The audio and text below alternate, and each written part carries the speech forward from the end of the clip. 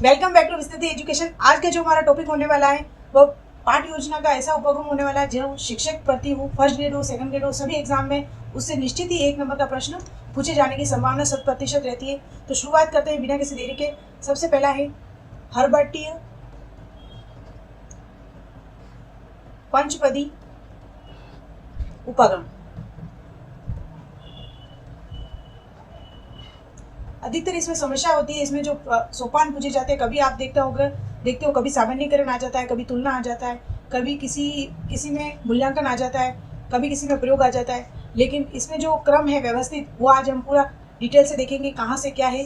तो शुरुआत करते हैं सबसे पहले हर्बटीय पंचपदी उपगम। तो सबसे पहले जो हर्बटीय पंचपदी उपगम दिया था वह दिया गया था, एक वैज्ञानिक है जॉन फ्रेडरिक हर्बट द्वारा। और ये कहाँ के थे? तो ये थे जर्मन दार्शनिक थे। और ये जर्मन दार्शनिक होने के साथ साथ एक शिक्षा शास्त्री भी रहे हुए हैं, शिक्षा शास्त्री भी रहे थे। तो हर्बटीय पंचपदी उपागम दिया था जॉन फ्रेडरिक हर्बट द्वारा। और ये कौन थे? तो जर्मन के निवासी थे और दार्शनिक थे और शिक्षा शास्त्री थे। हर्बट फ्रेडरिक हर्बट तो शॉर्ट नाम भी कहते हैं JF हर्बट। कई एग्जाम में आपको ये JF हर्बट भी देखने को मिल जाता है। तो इन्होंने क्या था, 1838 में इन्होंने पाठ योजना के जो उपागम दिए थे वह दिए थे 4। और वो कौन कौन से हैं? सबसे पहला था स्पष्टता, क्लियरिटी जैसे इंग्लिश में कहते हैं। दूसरा था संबंधता, तीसरा था व्यवस्था, जो अंतिम था चौथा वह था विधि।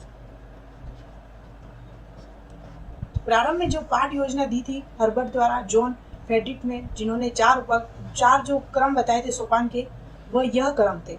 अब हम बात करते हैं जो वर्तमान में जो प्रचलित है वह सोपान कहाँ से आए, कैसे आए।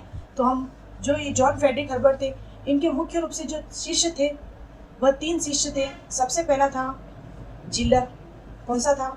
आप बार बार इसको रिपीट करें। जो शिष्य था वह था जिलर। दूसरा था राइन। वैसे तो इनके शिष्य बहुत सारे थे, लेकिन जो मुख्य रूप से इस पर जो कार्य किया पाठ योजना पर वह 3 थे, जिलर, राइन और तीसरा हर्बर्ट स्पेंसर, जिसे अधिकतर बच्चे हर्बर्ट स्पेंसर और फ्रेडरिक हर्बट दोनों को एक ही समझ लेते हैं। वह इनके शिष्य थे। नेम एज इट इज था हर्बर्ट स्पेंसर। अब तीनों ने इनके गुरु के जो कार्य हैं उस पर कार्य किया, पाठ योजना पर। और जिलर को अधिकतर एग्जाम में देखा गया है, सिलर भी इंग्लिश में कहा जाता है, सिलर। और राइन की जगह कहीं कहीं आपको रैन भी देखने को मिल जाएगा। तो जो जिलर ने है, जो इन्होंने ये स्पष्टता दी थी, इस स्पष्टता को वापिस इन्होंने 2 भागों में बांटा। एक था प्रस्तावना और दूसरा था प्रस्तुतिकरण। कहाँ से वो पद आए, सोपान आए, हम उसको देखते हैं, प्रस्तावना और प्रस्तुतिकरण। और जो इनका दूसरा शिष्य था राइन, इसने इन दोनों के मध्य में एक सोपान दिया, उसे कहते हैं उद्देश्य कथन। प्रश्न में पूछ लिया जाए उद्देश्य कथन किसने दिया, तो राइन के द्वारा दिया गया। और जो जिलर और सिलर दोनों एक ही है, सिमिलर। प्रस्तावना और प्रस्तुतिकरण ये 2 दिए थे, जिसे हम ऐसे A B से डिवाइड कर देते हैं। अब बात आती है हर्बर्ट स्पेंसर, जो मुख्य रूप से सबसे ज़्यादा कार्य किया है पाठ योजना पर। जो वर्तमान में भी अधिकतर जो भी शिक्षण विधियाँ है उसमें भी इससे संबंधित प्रश्न आने की 100% संभावना रहती है। तो इसको हम देखेंगे। इन्होंने जो जिलर, राइन और अपने गुरु जॉन फ्रेडरिक द्वारा जो भी सोपान बताए थे, उन सबको मिलाकर मुख्य रूप से 5 सोपान प्रस्तुत किए जो वर्तमान में प्रसिद्ध हैं। तो हम इसको देखते हैं। सबसे पहले इसको वापस हम रिपीट करते हैं एक बार। हर्बटीय पंचपदी उपागम पढ़ रहे हैं।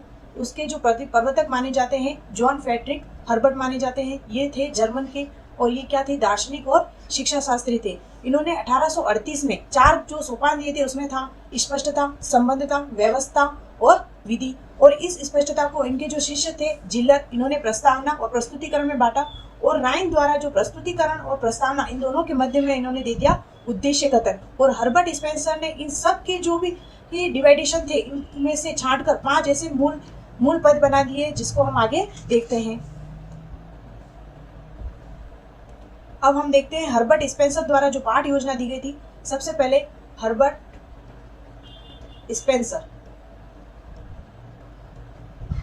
स्पेंसर ने भी जो पाठ के जो उपागम है वो 2 बार किए हैं। सबसे पहले मूल जो दिए इन्होंने 5 ही है, इसलिए इस जो पाठ योजना को पंचपदी के नाम से भी जाना जाता है।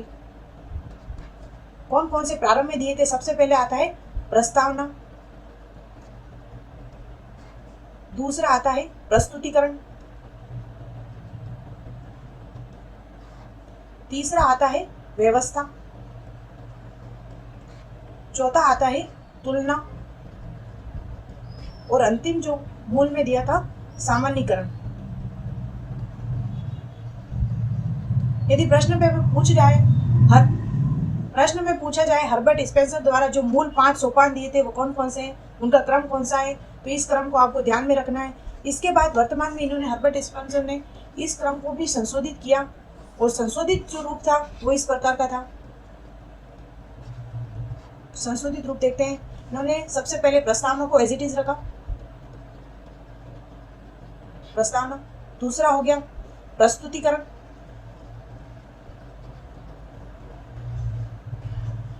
तीसरा हो गया व्यवस्था को इन्होंने तुलना, चौथा हो गया सामान्यीकरण, और जो अंतिम 5 है वो हो गया प्रयोग। हर्बर्ट स्पेंसर द्वारा जो प्रस्तावना में जो उद्देश्य कथन था उसको इसमें सम्मिलित कर दिया गया, उद्देश्य कथन को, और जो प्रस्तुतिकरण में कर दिया गया, ये जो तीसरा पॉइंट है व्यवस्था को इसमें सम्मिलित कर दिया गया।